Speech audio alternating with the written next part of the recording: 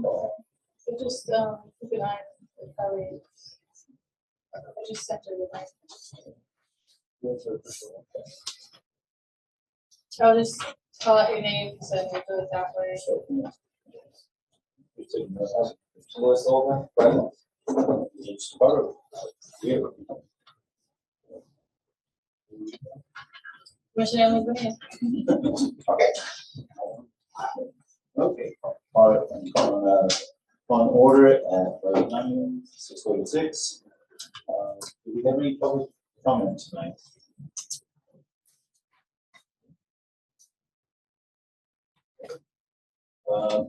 Then I'll do the minutes from last 22. I'll do the minutes from the last meeting. Now, there's an email that was sent out. Oh, that's right. Right? Email for minutes.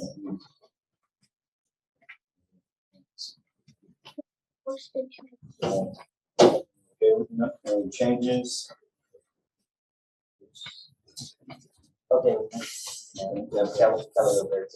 Kelly? No, Can you hear us, go? no, I can't hear us. Just the audio.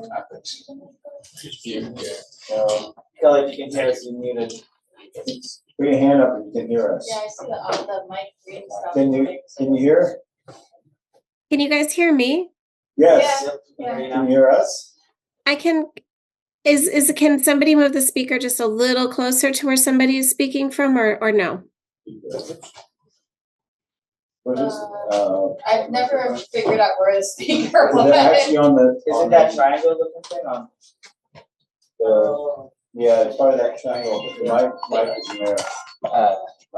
No, this thing is off. What happened Oh, to that's- that little speaker we put on the table? It wasn't working. Might be. Remember we had those. Alright. Yeah, and then it wasn't working. It must, okay. You know It's what? okay. I can hear. It's okay. Good. Yeah, crank it. Can you hear us? Can you speak? Yeah, I can hear you. I can hear you. Yeah, for some reason, even do you see when we're raising the volume, it's still not going up either.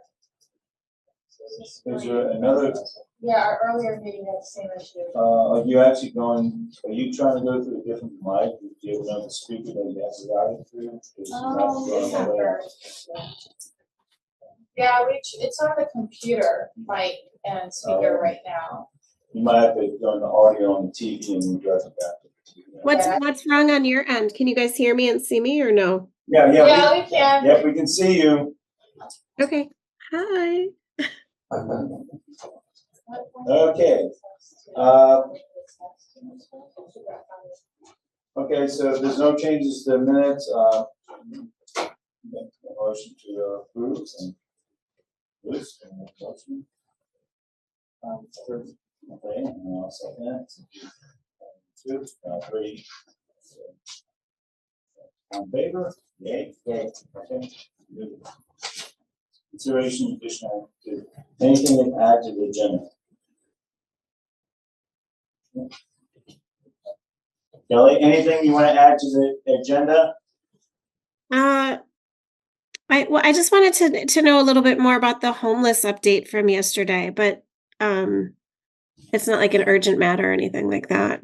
Okay, we'll add that as an update from the commissioner at the busy time.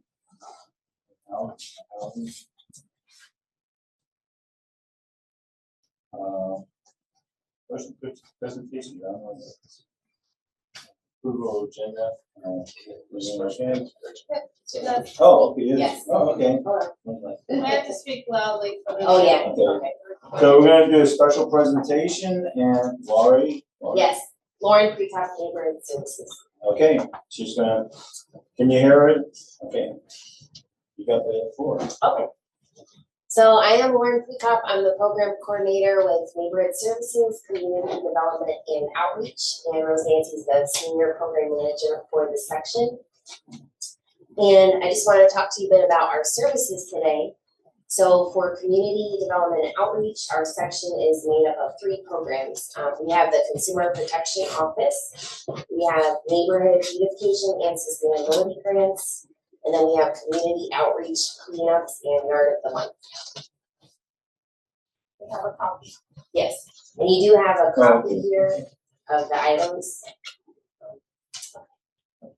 So next for consumer protection, in a nutshell, the team educates residents on how to avoid becoming victims of scams and unfair business practices. Also, a key thing is that they enforce lawful vehicle towing, mobilization, using citations. There's fines up to $5,000. And if you want to contact Consumer Protection, there's fillable printable forms available, or you can call 311 or email Steve Olinsky, he's the supervisor there, and the email is there, help@ocfl.net. And then the website, and make sure to type in the www first before the OCFL for its WordPress. We also have some awesome neighborhood beautification grants, and that's led by Tina Gilman, she's the supervisor for that team. So first we have a grant up to $15,000, grant funding to HOA and voluntary community associations. So there's a 50% match required for the mandatory HOAs. There is no match amount required for the voluntary HOAs.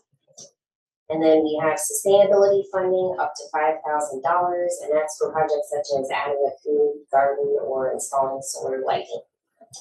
And one important thing is that we're accepting the applications until October 10th. And this is a first come, first served basis for that grant funding. So you can contact Tina Gilman, she's the supervisor, and you have the phone number here on the sheet. And there's also an email that you can contact too if you're interested in getting an application and learning more about the types of projects that are eligible and such. Please note that the projects do need to be along a major thoroughfare in Orange County. Does it have to be strictly in Orange County, not in municipalities? Or the unincorporated Orange County, yes. So if you have an HOA that's not off of the main. Well, the entryway signage and. Oh, okay, the landscaping, entryway. Yes, it has to be off the major roadway. Got it, thoroughfare, okay. yes. And then just to know a little bit also about the community outreach, the program coordinators are myself and Alina Rivero Campo. So we have some workshops and you have the flyers with your packet. The first one is Community Connections. This is actually a partnership with the City of Orlando. So this is typically the second Saturday of each month, and then you'll see the various workshops. I know I was speaking with a property manager recently. She was especially interested in the July 13th workshop, the HOA and Condo Board of Directors Certification Training. She thought that was really neat because that's a free workshop. And usually there's a fee for that. And then, so that's the second Saturday of every month at the IOC building on South Street. And then we have Citizen Planner. This is specific to Orange County. This is our only workshop series. And this is typically the fourth Saturday of every month.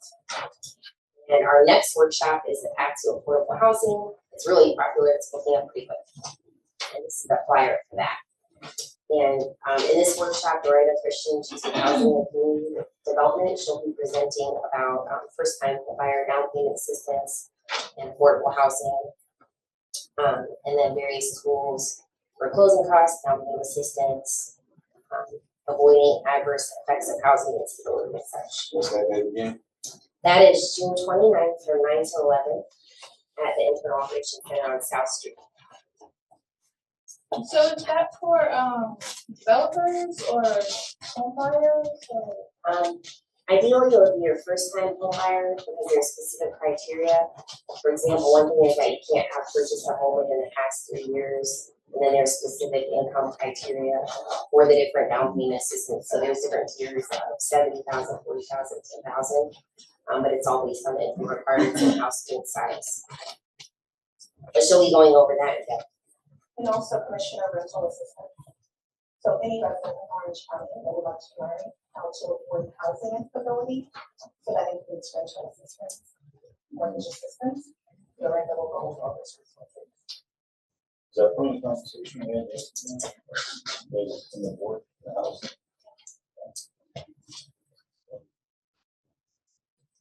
No, not this time. Okay. Okay.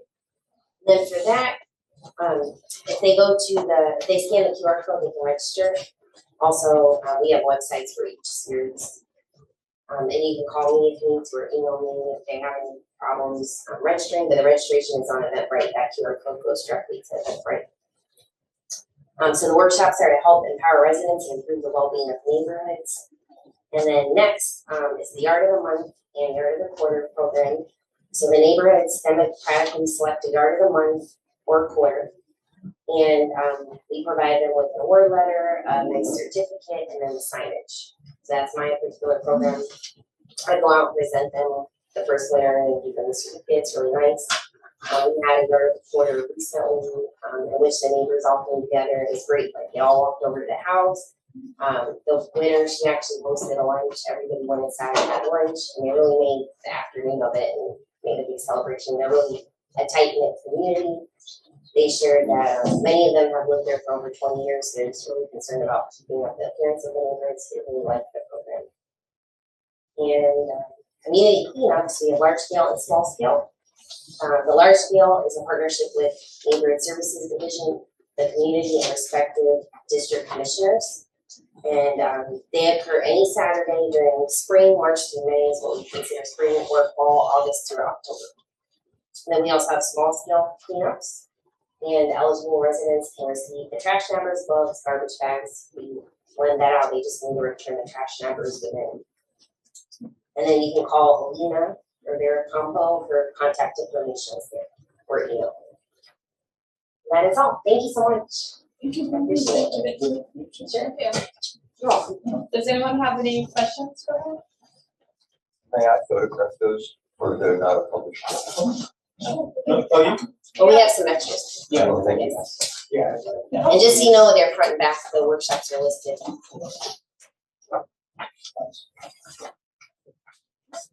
Reports. Rural boundary. I'm good. And then you have to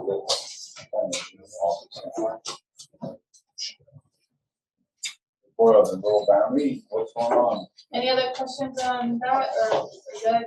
Okay. Just wanna make sure. Okay, thank you. Alright, so an update. Are you happy? Nice. Nice to meet you. Thank you. Update on the rural boundary, so that went to the Board of County Commissioners. We had discussed it at the last meeting at a work session, and we got a draft copy of it. It's pretty much the same as what came out of CRC, for the exception of the annexation part of that, and that section will be moved to annexation charter amendment that the Board of County Commissioners is also doing. There were some questions from the commissioners, perhaps some concerns, but they were all addressed and it was moved forward for now. We decided to cancel the next work session because, there was nothing else to discuss. So, draft was pretty much finished and complete, so there was nothing else really to work on. So we decided to just, the next meeting will be July 30th to have a public hearing. And we're gonna try to send out notices perhaps to the residents in what's considered the new rural area, what would be considered the new rural area, to notify them of the public hearing. Yeah, I think language, Commissioner Moore is very concerned that District 2 knew nothing about it, which I think makes Yeah. So there is one exception that was added, which was the Boggy Creek Yes. urban area expansion, or whatever they're calling it. So that would have created some conflict that would have had to be fixed afterwards if the charter amendment had passed. So we decided just to take care of it now and just add it as an exception, just to make it easier. Yeah, Owen had talked to me about that 2 months ago. I thought we had included it. I was a little confused because I thought, well, we couldn't adopt the change in that prior to the adoption of that section. I think it's just the easiest and quickest way to deal with it. So the Boggy Creek stuff is basically smoothing out some lines down by Boggy Creek.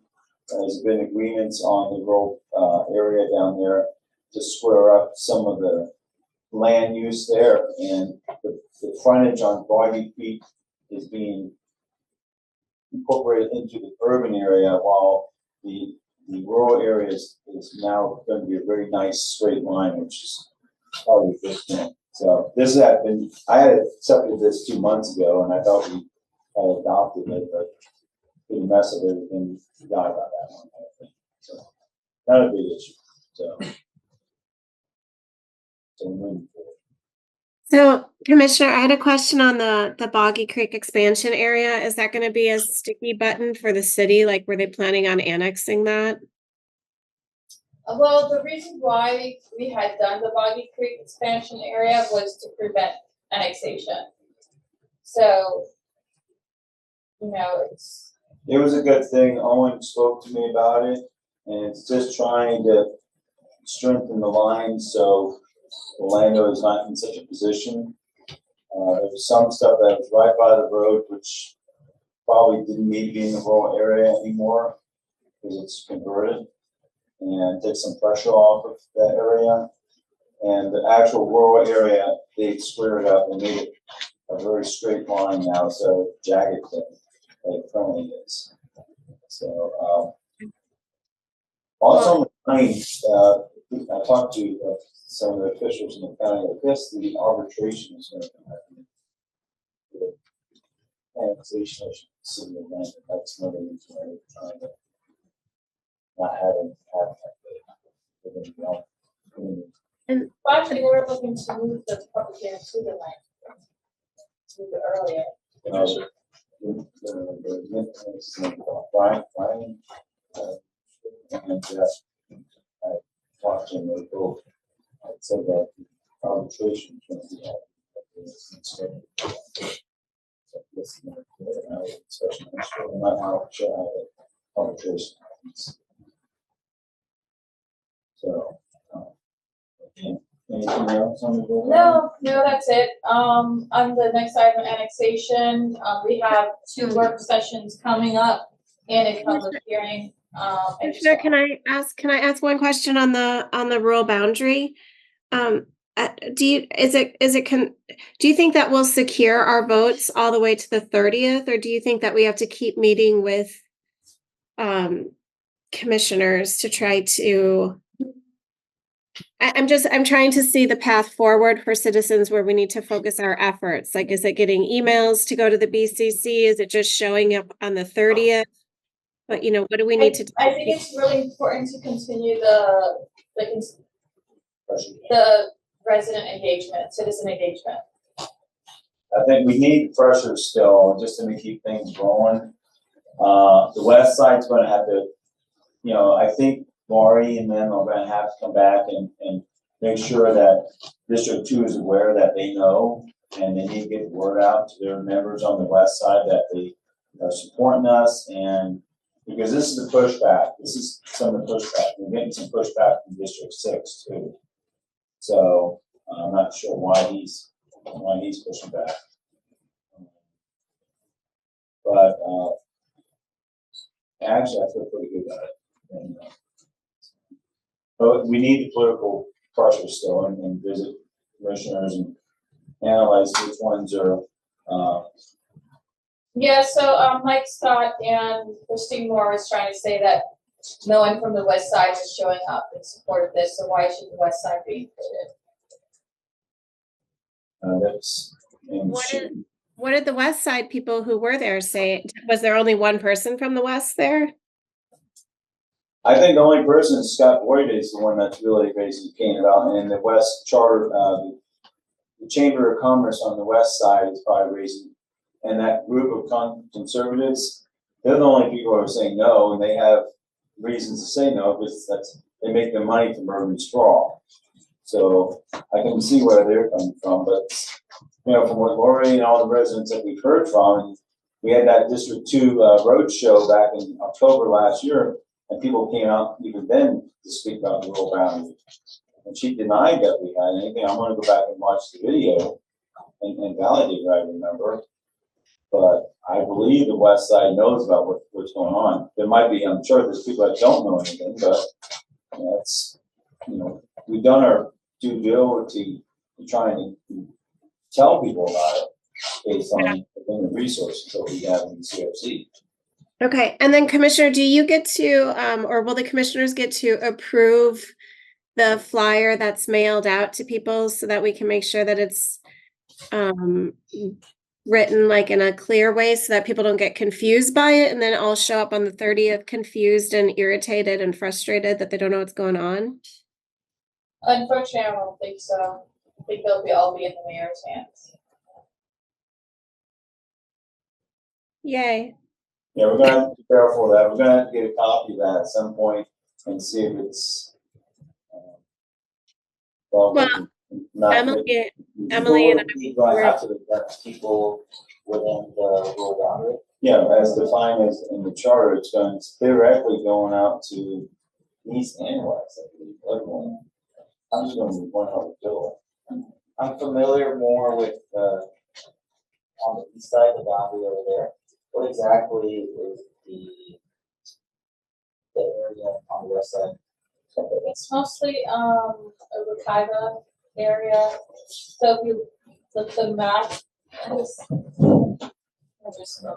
so it's like these two areas around here and an area here and here, I think. Along that.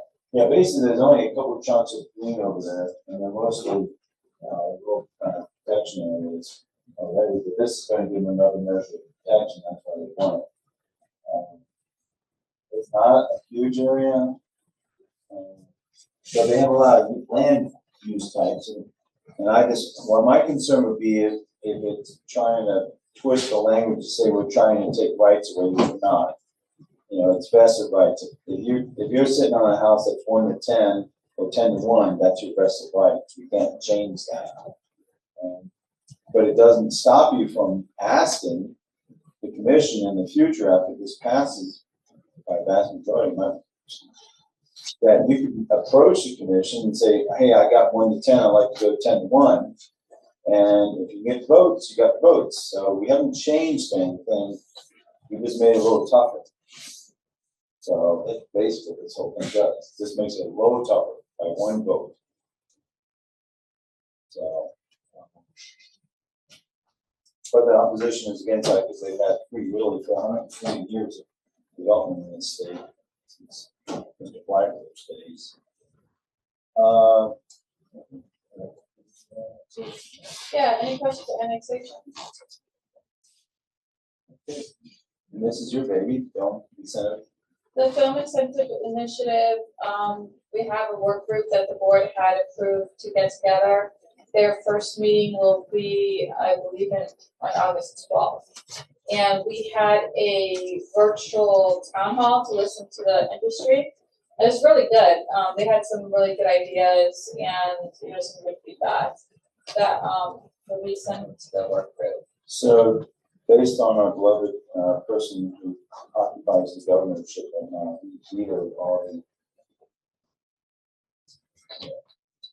the arts and culture.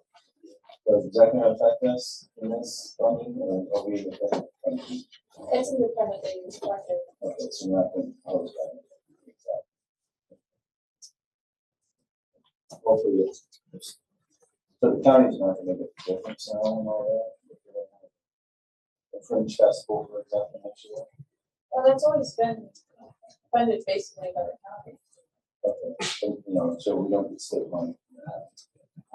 Unless they find grants on their own. All right, Vision 2050 Orange Code, we have. I guess arts and culture is too low for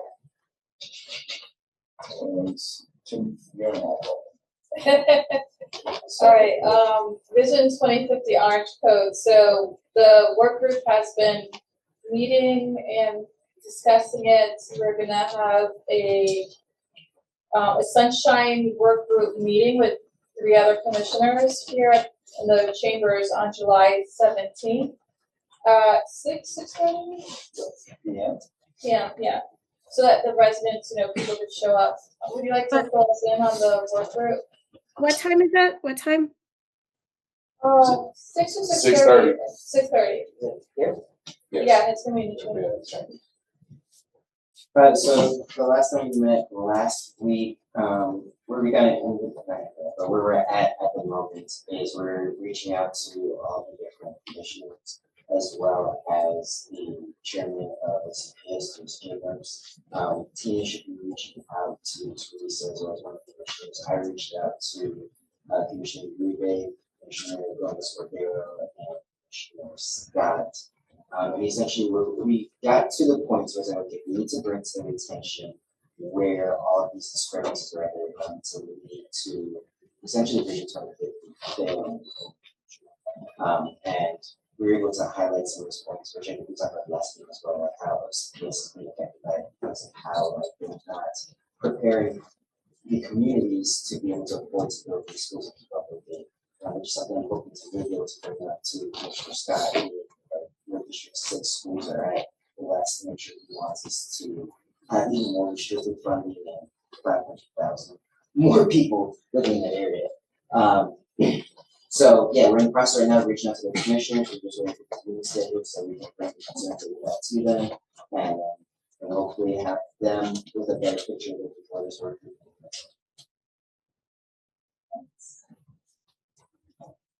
Any questions on that?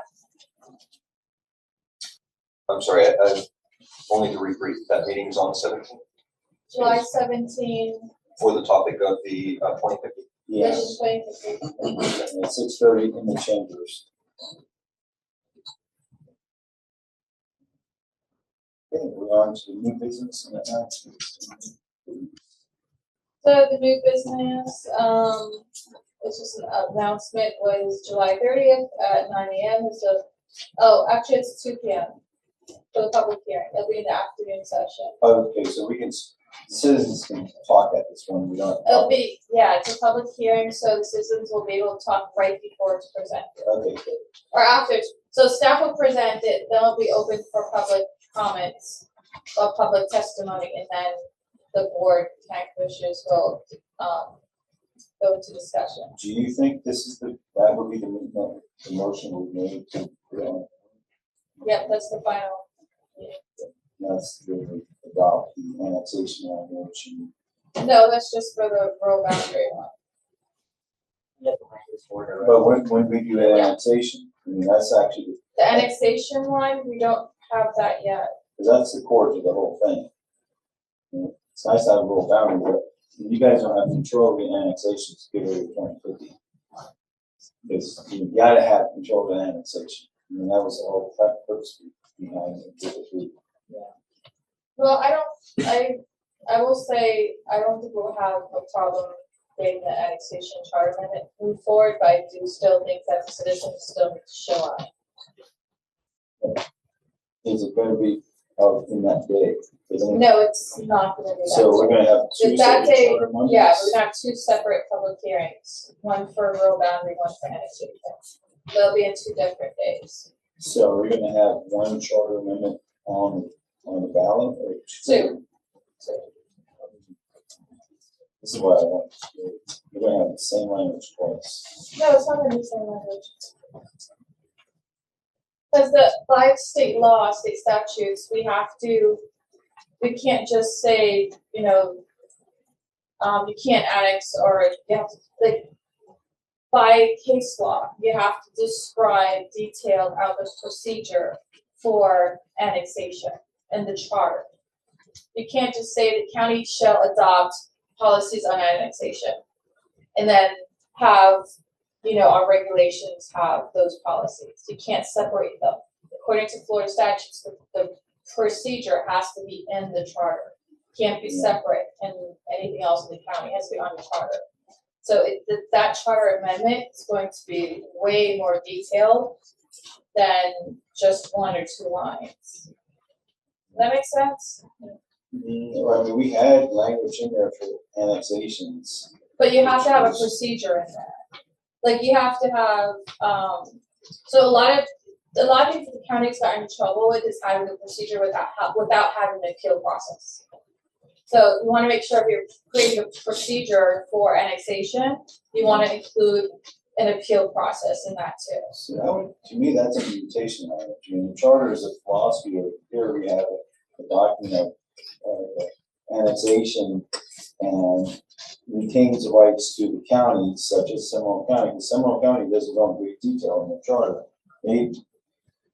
That's why the ordinances of statutes, they actually spell out how that works when you come up with regulations and actually implement the statutes. So I'm a little confused on why we're getting broadening down the charter with a lot of detail. You gotta remember, if you screw anything up, it could be a decade or two or more that are really fixing that. So you really, I'm always hesitant to put that type of language, that's not boat language, into the charter, because it's really painful to change it if you screw it up. Because our cleanup, we didn't get to clean up our charter, we have stuff from '94 that's dead. So by the court case, we got rid of some of the stuff, but we have junk in there, but we didn't have time, and we didn't have the space that we felt good about doing the fixes yet. So maybe in 28 we do that. Kelly, you better win.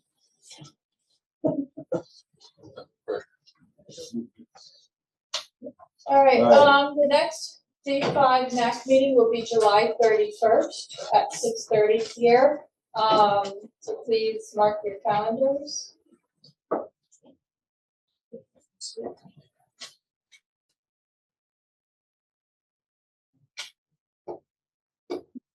Commissioner, Yeah, if we win the rural boundary, I'm just giving a heads up. I'm going to be having a beer on July 30th at 6:30.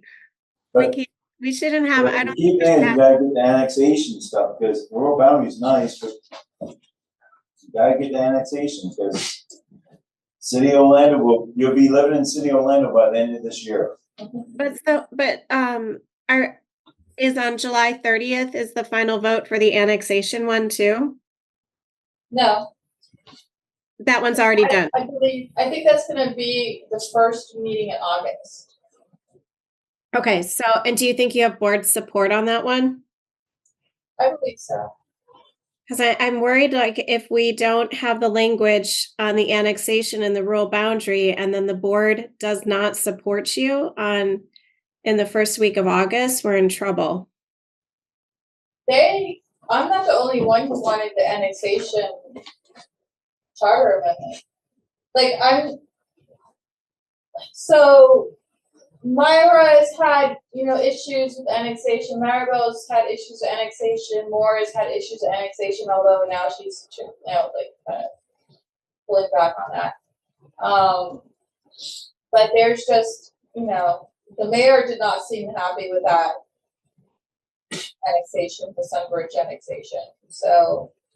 Right, and I know it's just, we've seen stranger things than to say they support something and then change their vote. I just didn't want to. And that's why I say we still need citizen engagement. Yeah, I'm not comfortable separating out the two personally. I mean, we put a charter together specifically with those two things, because let's say the rural boundary doesn't pass for some unknown reason.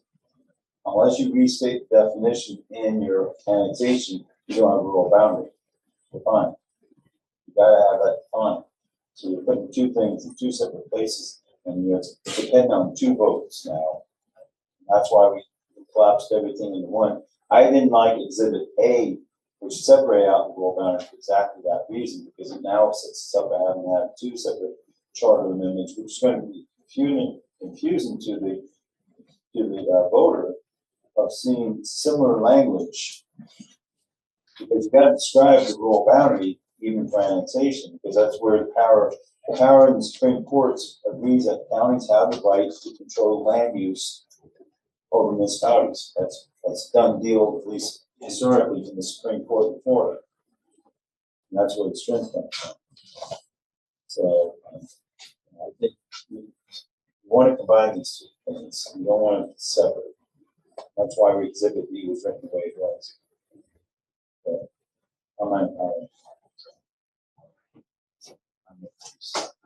Okay, So are there any other topics? housing. Co-chair asked about housing. How did the? Oh, the homelessness. Yes. So I think what we came out of that was that we need an actual action plan and dollar amount to go with it. For the board and county commissioners to look at it to add something in our budget for the next fiscal year. So I talked to Martha, who is, part of the HSN homelessness service network, thank you. About putting together a model. Now that we know for every $100 an increase in rents equals 9% increase in homelessness, let's take that data and have an actual model to see how many units do we need in different categories in what year and how much it's gonna cost us to keep up with it. So she thought that was a great idea, and my staff was super excited to work on that. So we're working on that. I might learn some Python because I thought that was pretty cool. Like, I don't know, I really want to learn it. I really wish you best of luck at that. It looks like a nightmare, to be honest with you. Do you know Python? I don't know, No, but I know what it is. It looks scary. it looks scary. It's crypto. It's very crypto language. It's old language. So I'll attempt it. Hey, Chat GPT is very helpful nowadays. Like, you can speed up my learning.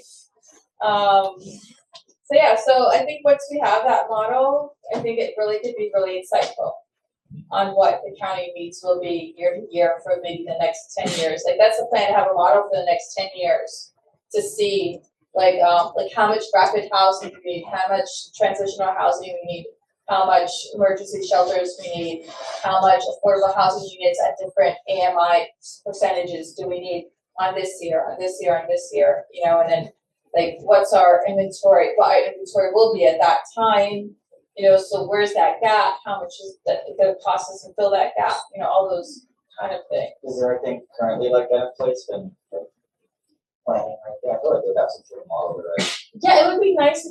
So I do want to, I thought about that, maybe checking some other jurisdictions to see if they already have that type of model, so that we're not reinventing the wheel. I mean, is there any calculations currently in Orange County that they do sort of like, hey, this is how much housing we're going to do? So Vision 2050 has some of that data. So we're gonna look into, because they did that, every time they do a presentation, Alberto's like, this is our population, how it's gonna increase over time. So this is how many housing units we need, by 2050, and this is why we need to increase densities and, across the county for that. We also have a study with Housing for All, which looked at how much attainable housing we need, how much affordable housing, and how much market rate housing we need by a certain time. So it's just looking at some of that data, and that will be part of that model. And then, but as far as looking at like rapid housing units, transitional housing units, emergency shelters, that one's gonna be a little bit more difficult because we don't really know what we have now. We don't know how much we actually need. So, and then over time. So if that hasn't gone up or down, it's been steady because we haven't invested in those types of housing. So that one's gonna be just a little bit more tricky. I'm sure that there are economic journals out there with some sort of models that account for those temporary housing units. If they do have them for affordable housing, I'm sure we would have them for temporary units. So I can look into that for. Yeah, and I was thinking like maybe there's a percentage, like let's say if the population's 100,000, like maybe the statistics are out there that if you have a population of 100,000, then you need 9% of that of rapid housing units. I want to look at Bureau of Economics out of University of Florida. They're the ones that set the population growth lines and stuff. So that's most municipalities and cities, they all use the data from UF. So you might have data also in other things that you're talking about, because it's economic research group. Florida, which is Oh, the Shimper, Chamber housing, yeah, chamber projects as well. Rural economic and business, borough. I mean, 2050 uses that data. Of course, that's all speculation based on the weather patterns and insurance. Even as an economic student, I can reach there. So, and if we get 4 hurricanes this summer and our insurance triples, it will be affecting the housing. The UCF should also have an economics department. Kelly, do you guys have an economics department out there? At UCF? yeah. We should have economic Do projections. you have a? Yeah. Yeah, we have a lot of them. Like housing, do you guys do housing research, and then, is anyone doing research like with the University of Florida, trying to work on this problem of housing prices in the state? I can't speak to it all. I don't know what the other colleges are doing. There's nobody working out of my college on it, but I'm in tourism, so. She's frozen. I think that's the checking with the business, because that's where it's not also. Okay, that's at UCF. Is it? Now when we reach out to you, yeah,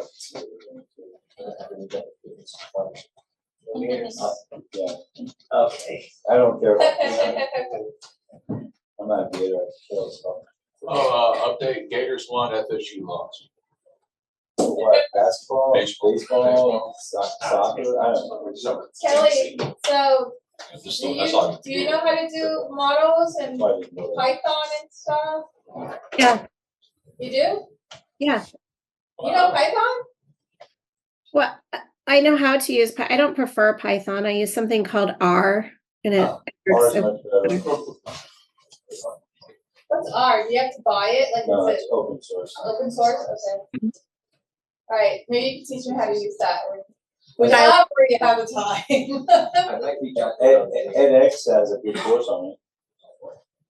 I might reach out to Kelly and Do you know it? Do you know that? Art? No, but my nephew was the master instructor for Twitter for Python. He led the whole department at Twitter before us. So we need a reference. I know somebody that knows about it. He wants to come down and Teaches Is he a it. volunteer? No, it's paid. Another thing too is talking about the homeless modeling. You should look at a similar sized city like Salt Lake City and their homeless modeling, because they've done an excellent job in reducing their homelessness over the last 10 years. what was it called? Look at Salt Lake City. It's a city of similar size of Orlando. And what they've been able to accomplish in their reduction of homelessness over the last 10 years. They've They done a all great became job. Mormons. By chance, did you catch yesterday's meeting in the morning? It was on Orange TV. No. Yeah. It was a great meeting. And there was much information that would be very helpful in your statements as well. So, Yeah, they talked for 2 hours. 3 hours, I think, and they clearly mentioned what you just also stated. So it would be worth the time to reference yesterday's morning's Orange TV. Yeah, so we were talking about, who was I talking about Salt Lake City? We were talking about Salt Lake City. So about how they Mormons. Yeah, so because you're like laughing. So I was a Mormon in my teen years, and I definitely know like the church and how they operate, and the reason why like Salt Lake City is mostly Mormon. And there's such a tight-knit community that if someone's struggling, they have the resources to help them up. So one of the reasons why they could have done such a great job in homelessness is because they have that church foundation. Because we were also talking about, because I was like, now the countries they've solved homelessness. So we were looking at, he brought Finland, Yes, sir. who like has like no homelessness. And I was like, I knew something else about Finland was that you can't move into Finland unless you're allowed to move in. Also, another thing is you don't own your property. You move out and give it back to the government. I believe in that circumstance, the Finnish do allow you to own the property. It's just a matter of applying for that permit first, which is not common in the United States. But then if you leave, you have to give it back. I don't believe that is it. No? So it'd be kind of interesting if you look at like a model where you put a deed restriction on it. If you do public housing, you build a building, you build pretty simple structures inside, 2, 3 bedroom, whatever you want to do, sell them, but then you put a deed restriction of a certain growth rate that you're allowed to sell it down the road. Because the problem that we're having, like in my neighborhood, it was a HUD redevelopment. And it was great for the people that got the deal of a very low interest and very reduced mortgage, which is great. But the problem now is, and it's not necessarily a problem, it's they will sell now. They're going to sell them at full rate. So they bought their homes at $89,000 back in 2002, and now they will turn around and sell them for $350,000. So boom, we lost that affordability again. So, and we keep on doing this with the public-private stuff that we're doing. Every 30 years, we're rolling through we put all this money in to the private industry, and then all of a sudden you end up contract, boom, you lose your properties.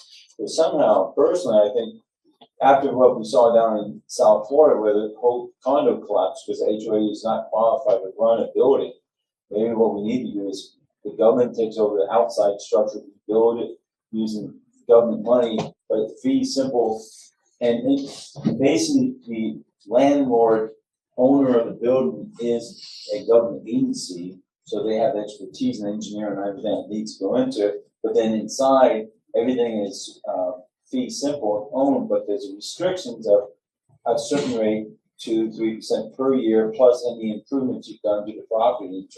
So you don't lose all your investment, but you don't come out after 20 years and turn around and sell something you bought at 100,000 for 400 or 500,000. So we still have the stock. Now you don't get the same value. I'm not sure how we make that up with our system. But we got to provide housing. It's sort of like a co-op in a concept, a modified co-op. So, so what do you all want to add to our agenda for the next meeting? Is there any project? I know we're working on Vision 2050 right now. Do you want to just focus on that for the next couple of meetings, or do you want to add another project? What's going on with Lake Pickett North? Is that we need to monitor that? Emily, I gotta tell you, the illegal borrow pit on Lake Pickett North is kicking up. Like there are trucks pulling in and out of there all day long. The piles have gotten bigger too. Yeah, it's crazy. So much the law. Private companies can do anything they want, evidently, and break the law and get away with it. Well, but Eugene, there is a state cease and desist order. I don't understand how they're even allowed to remain open. There is a Why doesn't state. Orange County Sheriff go out there and arrest them? Well, it's because the state, let's say, if there's a cease and desist order from the state on them, the state isn't driving by the property every day. So there's no one to enforce it. So can't the county take that somehow and say, we'll do local enforcement and we'll be your eyes and ears? Don't we have an Well, MOU? someone would have to report it to the state. We're reporting it all the time. To the state? To St. John's, to the state, to 311. Nobody does anything. And so.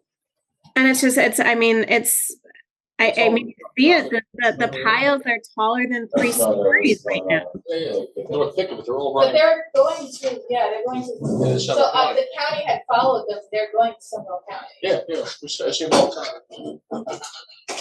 So I know they were in court, by different entities, I have to do a follow-up and see, can we find them at like $10,000 a day? $10,000. Hit them hard. the state put a limit on how much you could fine people for different things. Let's find them on every little thing that they do. Which I don't understand, asking earlier and being fined $19,000. Yeah, so I don't understand how they're being fined $19,000, but this guy is fined. So can we actually maybe find them on different articles on the property? Okay, water damage, land damage, whatever damage and segment the fines. It's okay, you're gonna have 1,000, we're gonna fine you like Trump, you got 34 fines, whatever you did, $100,000 each. But it's how do we?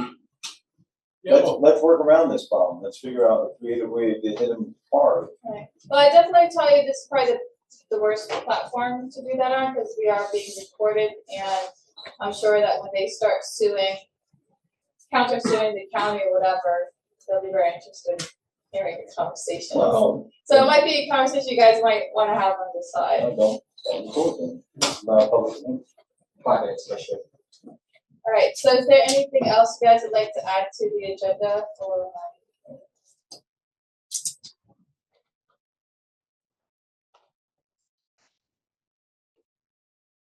I would like to say I need some volunteers if anybody wants to walk door to door and drop literature, literature on the District 5 race. Yay. Got my number, you already. Give me a call. And he's got plenty of time now. As soon as my wife says I can go, I'm on the road. Where you I going? I don't know. I'm No, gonna, Ian says hi, by the way. Eugene, we have an election to win and we have to get a rural boundary on the ballot and then we got to get it voted through successfully. You're not going nowhere, my friend, for a long time.